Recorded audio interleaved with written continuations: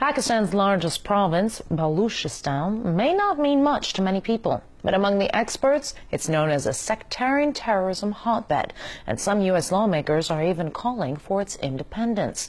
RT's Gaina Chichikan explains the region and its importance. Baluchistan.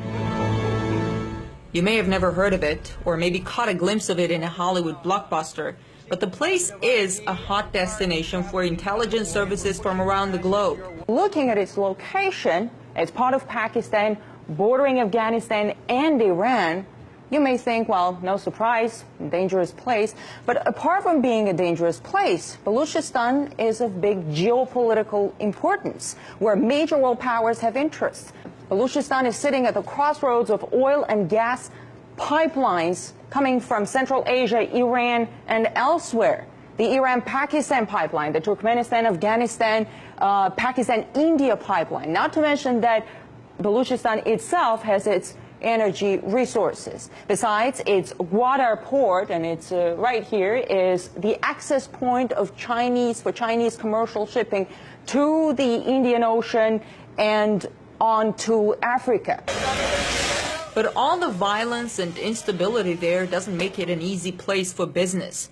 Investigative journalist Eric Dracer tells me some world powers might be interested in keeping it that way. First of all, we have various indigenous terrorist organizations that operate inside of Baluchistan, the Baloch Liberation Army, Jundallah, the Baloch Republican Army, Lashkar-e-Taiba, just to name a few. Jundallah is an organization that for decades has been focused on destabilization of Iran. Now, the confluence of these various terrorist organizations, of course, is not coincidental. This has a direct relation to the interests of the United States and the Western powers vis-a-vis blocking the Chinese, destabilizing Pakistan, and part of waging their covert war against Iran in hopes of not just encircling that country, but to collapse it from outside. The U.S. government denies having any connection with Jundallah and Baluch terrorist organizations.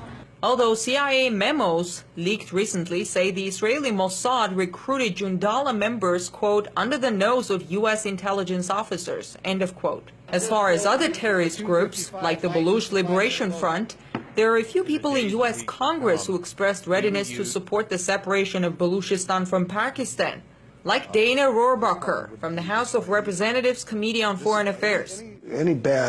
Anything that's coming up right now that the Pakistanis don't like about our attitude is being caused by actions taken by their government. As far as who could benefit from instability in Baluchistan, most experts say it's extremists of all kinds.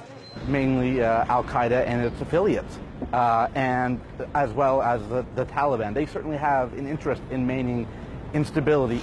But some also see Baluchistan as a key square on the geopolitical chessboard. The United States knows they cannot compete with China economically or industrially, so they have to stunt China's development through these various subversive tactics. They're willing to engage with various terrorist networks that they've had for many, many years, if not decades, in order to try to make the Chinese stall in their economic development. So according to you, pipe wars are real, and creating instability is one of the instruments to gain advantage. But wouldn't it backfire? The terror, violence, instability?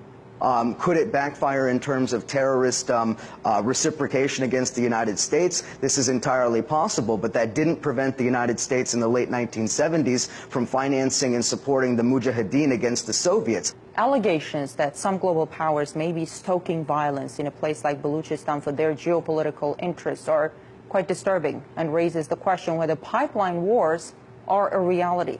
In Washington, I'm Ganesh Chekyan.